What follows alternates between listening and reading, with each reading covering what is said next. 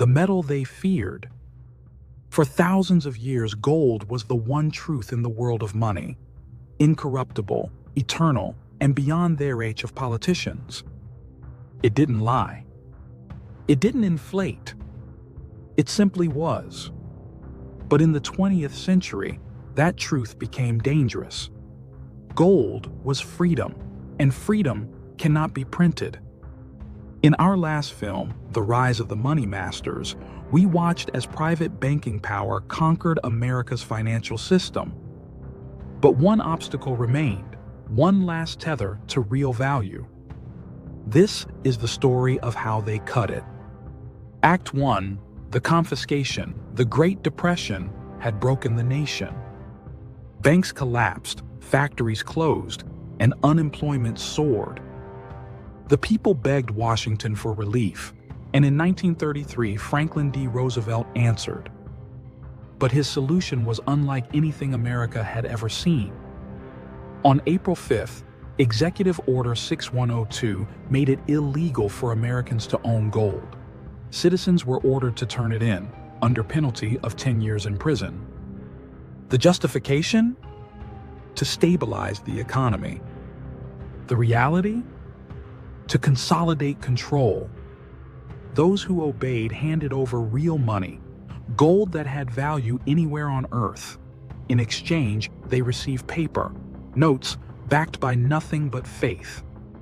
Once collected, the U.S. government revalued gold from $20 to $35 per ounce, instantly creating billions in new wealth for itself while devaluing every dollar Americans held. The war on gold had begun, not with soldiers, but with signatures. Act 2, the illusion of recovery. The confiscation gave Washington the power it needed to flood the economy with new credit. The people cheered. Bridges, dams, and highways rose from the dust. The nation believed it had been saved. But beneath the optimism, the dollar was no longer real wealth. It was a loan. By the time World War II began, America's gold supply was the largest in the world, not because of prosperity, but because Europe's vaults were empty. Nations at war paid in gold. America, untouched by bombs, collected it all. By 1944, the United States held more than 2/3 of the world's gold reserves. The time had come to make the dollar king. In a secluded hotel in New Hampshire, representatives from 44 nations gathered to build the post-war order. The Bretton Woods Agreement was signed, and it made the U.S. dollar the center of the world economy. Every major currency would now be pegged to the dollar, and the dollar itself would be as good as gold. But promises are easy when trust is high, and impossible when debt grows. Act 3, the dollar empire. In the decades that followed, the system thrived. Factories roared again, the middle class blossomed, and the American dream became an export. The world trusted the dollar, and that trust was gold. But behind the glow of post-war prosperity, cracks began to appear. The cost of empire, military bases, global trade, foreign aid grew faster than the gold that backed it. For every dollar printed, less gold stood behind it. By the 1960s, foreign governments began to notice. France, under Charles de Gaulle, called out the illusion. He demanded the United States exchange its dollars for real gold, as the Bretton Woods system promised. In 1965, France sent a warship to New York to collect its gold. It was a symbolic act of defiance, a reminder that the world could see through the paper veil. By the end of the decade, America's gold reserves were draining fast. The math no longer worked. The system that made the dollar supreme was bleeding out. Act 4, the Nixon shock. On August 15, 1971, President Richard Nixon addressed the nation. I have directed Secretary Connally to suspend temporarily the convertibility of the dollar into gold. The words were calm, but the effect was seismic. Overnight, the gold standard was dead.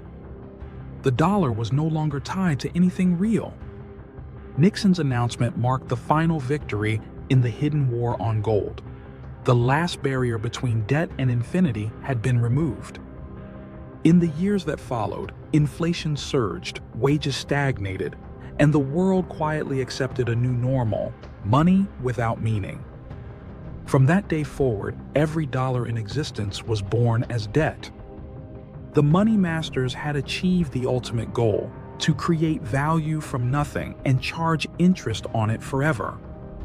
Act 5. The Golden Lie. They said gold was outdated, a barbaric relic, yet central banks never stopped hoarding it. They told the world that paper was progress and digital money was freedom, while quietly buying the metal they once forbade. In truth, the war on gold never ended. It simply changed its weapons. Today, nations compete not through armies, but through currency manipulation, interest rates, and digital control. The illusion continues, but the foundation remains the same: faith in promises that can be broken. And so, the story of money's conquest of gold is not a tale of economics. It is the story of power and how it hides behind trust. Conclusion: the echo of truth.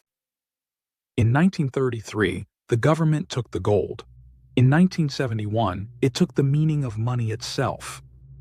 Since then, every generation has lived within the shadow of that decision, a world where value is dictated, not discovered. But gold still waits, silent, incorruptible, and patient, reminding us that the truth of value can never be destroyed, only ignored. Next time, we enter the digital age. From the petrodollar to the algorithm, the empire of paper finds its new frontier. This is only the beginning. Part 4 coming soon. Thanks for watching. What are your thoughts?